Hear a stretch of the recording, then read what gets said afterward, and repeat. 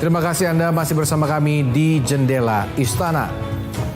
Pemirsa, pemerintah Indonesia melalui Presiden Prabowo Subianto dan Menteri Luar Negeri Sugiono memastikan keterlibatan Indonesia dalam Dewan Perdamaian Dunia dilakukan melalui kontribusi pasukan stabilisasi sipil, bukan iuran dana. Hal ini mematahkan isu yang beredar di masyarakat sekaligus menjelaskan bergabungnya Indonesia bertujuan mendukung gencatan senjata, stabilitas kemanusiaan, serta proses perdamaian jangka panjang di Gaza.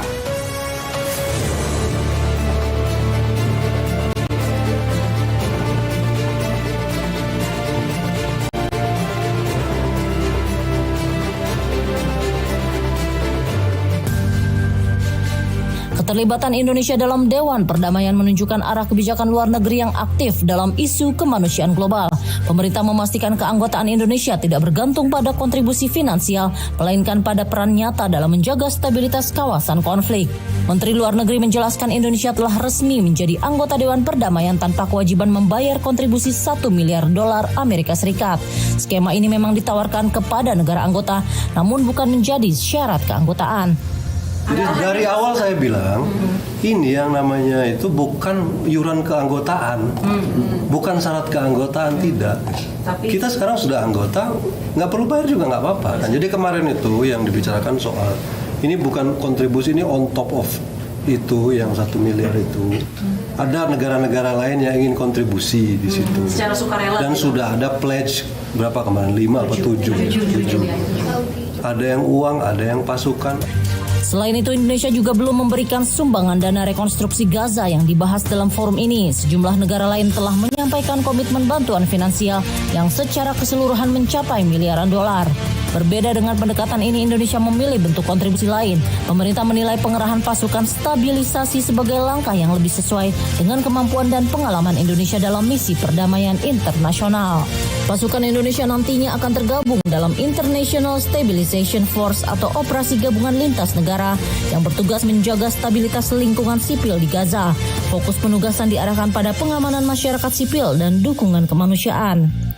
Pemerintah juga memastikan pasukan Indonesia tidak akan terlibat dalam pelucutan senjata maupun operasi militer ofensif.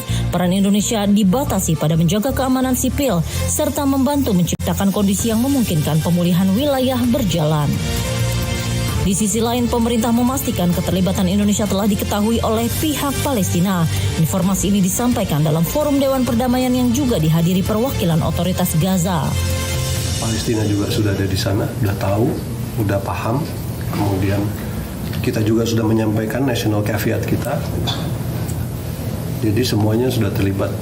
Jadi semua rencana komprehensif ini, kunci pertamanya adalah ceasefire, gencatan senjata, kemudian ciptakan suasana yang aman dan stabil, baru tahap-tahap berikutnya itu bisa dilakukan. Dan itu juga kemarin sudah disampaikan.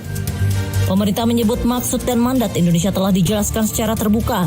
Dengan begitu, partisipasi Indonesia dinilai sejalan dengan kebutuhan Palestina yang menginginkan situasi aman sebagai dasar pemulihan dan proses damai berikutnya. Dalam struktur pasukan stabilisasi internasional ini, Indonesia bahkan mendapat posisi penting. Indonesia ditunjuk sebagai wakil komandan operasi dalam International Stabilization Force. Penunjukan itu dipandang sebagai bentuk pengakuan internasional terhadap rekam jejak pasukan Indonesia dalam berbagai misi penjagaan perdamaian dunia. Reputasi profesional prajurit Indonesia dinilai menjadi faktor utama dalam penugasan ini. Dalam kaitannya dengan ISF ini, Force Commander itu dipegang oleh Amerika Serikat.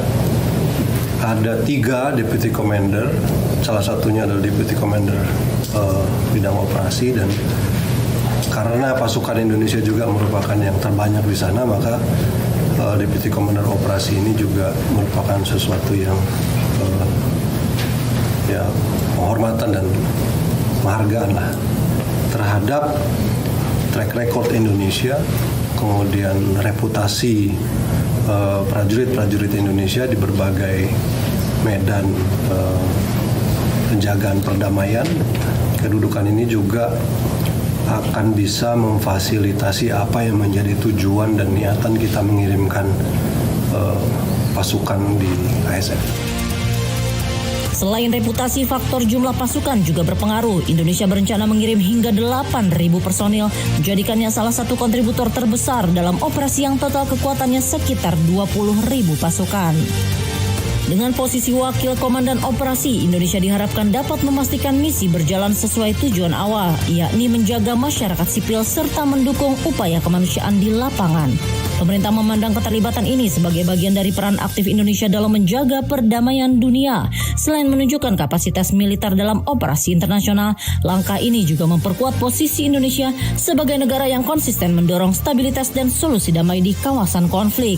Melalui strategi kontribusi pasukan, diplomasi aktif dan koordinasi dengan pihak terkait, pemerintah berharap kehadiran Indonesia dapat membantu menciptakan kondisi aman di Gaza serta membuka jalan menuju perdamaian berkelanjutan.